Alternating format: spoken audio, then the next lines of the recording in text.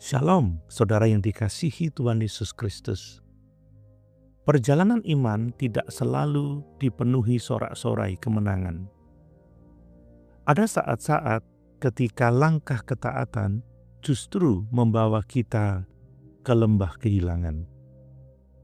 Renungan hari ini mengajak kita menyelami sebuah kebenaran yang jujur dan menguatkan. Allah setia menyertai umat-Nya, bukan hanya di puncak berkat, tetapi juga di lembah air mata. Yakub baru saja kembali ke Betel. Ia telah memurnikan keluarganya. Ia telah membangun mezbah dan memperbarui penyembahan. Namun, tepat di tengah jalan ketaatan itu, ia harus kehilangan Rahel, istri yang paling dikasihinya, dan menguburkan Deborah, sosok setia dalam keluarganya. Ini mengajar kita satu hal penting. Ketaatan tidak selalu berarti hidup tanpa duka.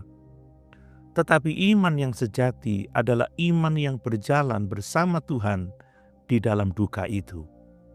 Saudara, Rahel melahirkan dengan kesukaran besar dan akhirnya meninggal. Tidak ada mujizat penyembuhan, tidak ada penundaan kematian. Allah tidak mencegah kehilangan itu, namun justru disinilah iman diuji, bahkan pada apakah Tuhan mencegah penderitaan, tetapi apakah Tuhan menyertai di dalamnya. Alkitab mengajarkan bahwa iman Kristen bukan penyangkalan realitas penderitaan, melainkan keberanian untuk tetap percaya di tengah realitas itu. Dalam nafas terakhirnya, Rahel menamai anaknya Ben-Oni, anak penderitaanku. Nama itu lahir dari luka, sakit, dan perpisahan. Namun Yakub mengubahnya menjadi Benyamin, anak tangan kanan, simbol kekuatan, kehormatan, dan masa depan. Perubahan nama ini menandai perubahan cara pandang. Yakub tidak menyangkal dukanya, tetapi ia menyerahkan makna dukanya kepada Allah. Iman yang dewasa tidak menghapus luka, tetapi menaruh harapan di atas luka itu. Saudara, Rahel tidak dimakamkan di Makpela, makam keluarga. Ia dikuburkan di tepi jalan di Efrata. Ini mengingatkan kita bahwa tidak semua perpisahan terjadi di tempat yang kita siapkan. Banyak kehilangan datang tiba-tiba, tanpa persiapan, tanpa jawaban langsung.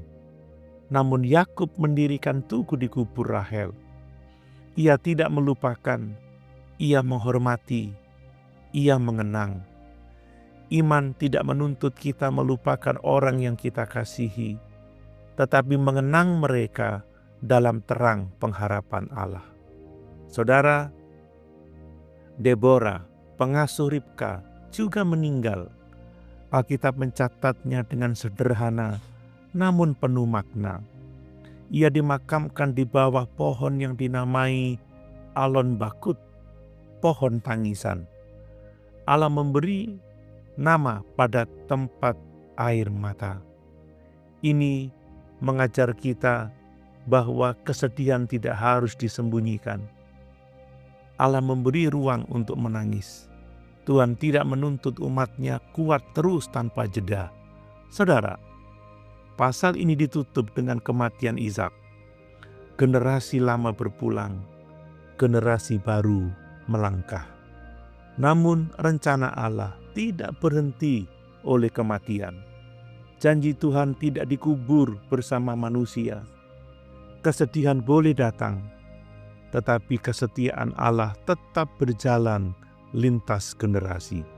Saudara, kisah ini menemukan penggenapan rohaninya dalam Kristus.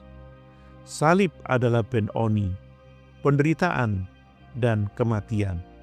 Kebangkitan adalah Benyamin, kemuliaan, dan hidup baru. Yesus Kristus adalah pribadi yang menderita, mati, tetapi bangkit untuk memberi pengharapan.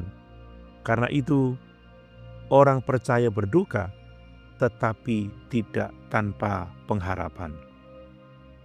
Saudaraku, Kejadian 35 ayat 16 dan sampai 29 mengajarkan bahwa ketaatan tidak meniadakan duka. Iman dewasa menafsirkan ulang luka dengan pengharapan. Kehilangan bisa terjadi di jalan yang benar. Allah memberi ruang untuk air mata. Janji Allah melampaui kematian. Dan Kristus mengubah penderitaan menjadi kemuliaan.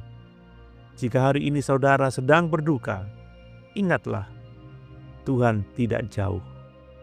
Ia berjalan bersama Anda. Dan di dalam Kristus, akhir cerita bukan kematian, melainkan hidup. Mari kita berdoa. Tuhan Yesus Kristus, Engkau mengenal air mata dan kehilangan kami. Di tengah duka, kuatkanlah iman kami. Ajari kami menyerahkan makna penderitaan kepadamu dan menafsirkan luka dengan pengharapan dari surga. Terima kasih karena Engkau mengubah Ben-Oni kami menjadi Benyamin oleh kasih karunia-Mu. Dalam nama Yesus, penghibur dan pengharapan kami. Amin.